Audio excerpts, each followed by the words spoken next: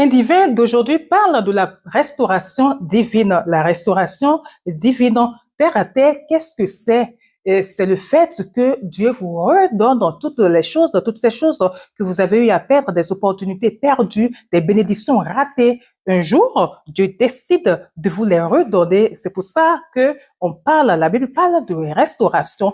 Restauration divine, tel est intitulé le thème de la méditation du jour.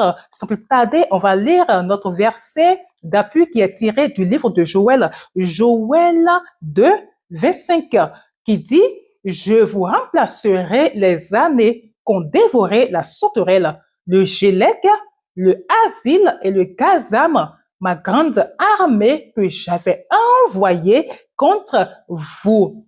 Alors, est-ce que c'est des opportunités que vous avez eu à perdre? Oui, parce que nous perdons des opportunités. Hein. Nous avons eu à perdre beaucoup, vous et moi, d'opportunités. Il y a des choses que vous sentiez que c'était déjà dans la boîte, en fait, que ces choses sont déjà dans vos mains, quoi, que c'est déjà des acquis et en fin de compte, vous voyez que bon, c'est parti, vous n'avez pas réussi à les avoir. Pour d'aucuns, c'est des promotions, pour d'autres, c'est le mariage qui est raté, pour d'autres, en fait, il y a plein de choses qui sont arrivées à nous échapper comme ça. Un monsieur qui travaillait dans une université et pendant longtemps, les autres sont promus et lui, il est toujours resté au point zéro. Un beau jour, quand Dieu a voulu le restaurer, qu'est-ce qu'il a fait? Il a sauté le chef de département, il a amené quelqu'un d'autre. Quand il est venu, il a demandé à voir le dossier de tout le monde. Quand le dossier du monsieur est venu devant lui, il est battant. Il dit, mais attends, comment ça? Il aurait dû être déjà promu 2 fois.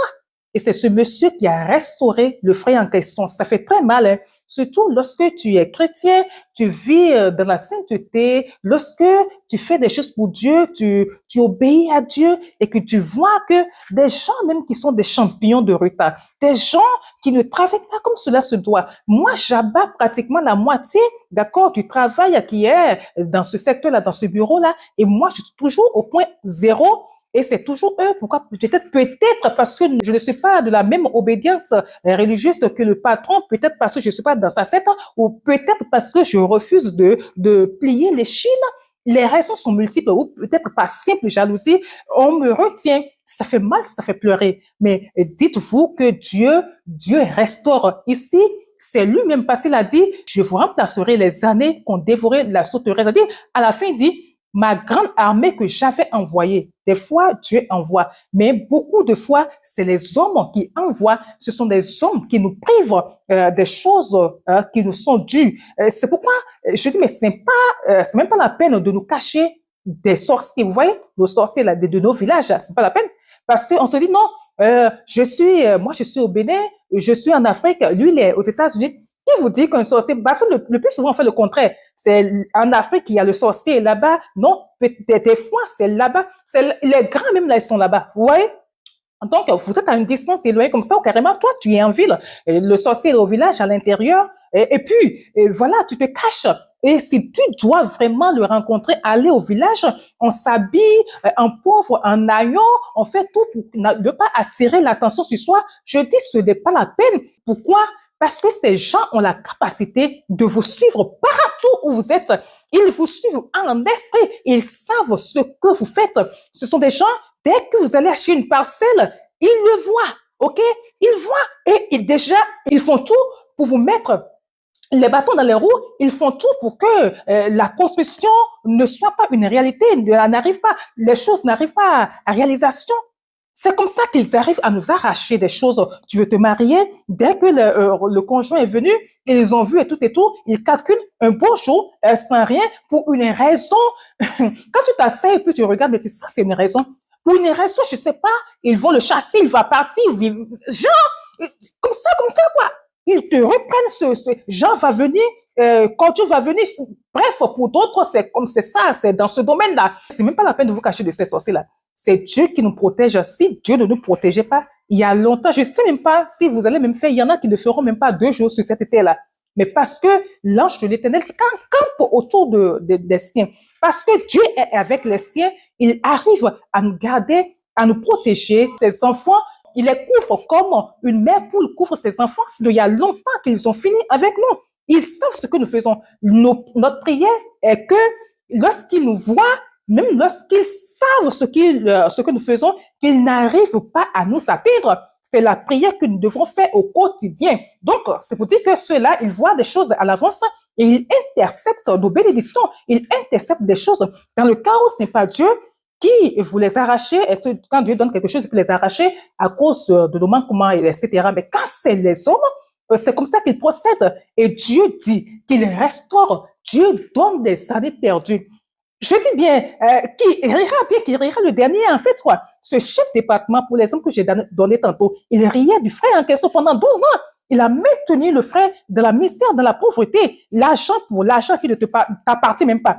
Pour l'argent qui est pour l'État, tu sais pas, à cause d'une jalousie, tu maintiens ton frère dans la pauvreté. Mais Dieu l'a restauré un jour. D'accord? C'est pourquoi je dis toujours, Jésus-Christ est Seigneur et il sera toujours maître dans la vie de ses enfants. Alors, il y a Job qui a dit, lorsque vous lisez par exemple Job 14, le verset 7 à 9, il a dit ceci, quelle que soit la façon dont l'arbre sera coupé, tant que sa souche sera connectée au sol, tant que les racines seront dans le sol et seront plutôt en train de recevoir de l'eau, il y a encore de l'espoir. Ils vous ont coupé. Ils ont coupé des choses, ils vous ont largué vos branches, ils vous ont coupé. Quand je dis coupé, c'est un parallèle que je fais, ou un parabole. D'accord? On dit un parabole, une parabole. On dit la parabole, prenez un, laissez l'autre. D'accord? Donc, c'est ça, quoi. Et puis, il rit, je l'ai coupé. Il y en a qui sont fiers et qui tapent la poitrine. C'est moi, elle est célibataire, c'est nous, hein, c'est nous. C'est nous, hein, voilà, elle est là, il n'a pas de promotion, c'est moi. Il y en a qui sont, c'est moi qui ai mangé son utérus, ça n'a pas d'enfant, et ils sont contents. Ils sont là, ils sont contents. Oui, oui, mais Dieu, quand il se lève un jour, il restaure tout. Si tant est que tu es connecté à Dieu, si tant est que tu es son enfant, et tu te dis, mais est-ce que tu ne vois pas? Des fois, tu as des paroles dures. Des fois, tu n'as même plus envie d'entendre Jésus. Des fois, tu te dis, mais que Jésus, même en question, Dieu, c'est une illusion. Est-ce que si, oui, si Jérémie, le grand Jérémie est arrivé à dire que tu sembles être une illusion, c'est pas nous, là, nous, nous arrive de nous poser énormément de questions. Ce que je vous conseille est ceci. Lorsque vous vivez dans ces genres de situations, le mieux, c'est de fermer votre bouche. Il vous arrive de pleurer, pleurez. Pleurez et parlez à vos situations. Vous n'allez pas rester comme ça. Dites à ces gens-là, parce qu'ils écoutent, et quand vous parlez, ils écoutent, ces sorciers, ils vous écoutent. Tu as fait ça, tu m'as coupé, tu m'as eu, tu m'as fait pleurer. Mais moi, je sais que mon sauveur est vivant. Et au dernier jour, il se lèvera pour moi. Jésus-Christ est Seigneur et il sera Seigneur de ma vie. Tout ce que tu m'as pris, un jour, je les reprendrai. Dieu me les redonnera. Il l'a fait pour m'adoucher. Il l'a fait pour bien nombre de personnes. Jésus est rentré dans un temple un jour, dans Matthieu 12, il a rencontré l'homme au mer séché. Ce jour était sa guérison. D'accord? Il a restauré, qu'il vous restaure. Il n'y a pas de maladie incurable. Je le dis toujours, qu'il restaure tout ce qui est desséché dans vos vies. Est-ce que spirituellement vous êtes desséché? Parce qu'avant, vous avez une communion avec le Saint-Esprit. Aujourd'hui, vous sentez qu'il n'y a plus rien là. Que Dieu vous restaure, qu'il vous repositionne, d'accord, dans le monde spirituel, qu'il vous redonne la place que vous aviez jadis dans le monde spirituel, que les forces vous viennent, que toutes choses vous reviennent dans le nom de Jésus-Christ de Nazareth. Père, merci de nous avoir fortifiés aujourd'hui. C'est un gage pour nous, c'est un espoir pour nous. Que l'espoir revienne à chacun de toutes les personnes qui ont écouté cette méditation au nom de Jésus-Christ de Nazareth. Amen. Merci d'avoir écouté la méditation du jour. On se dit à demain pour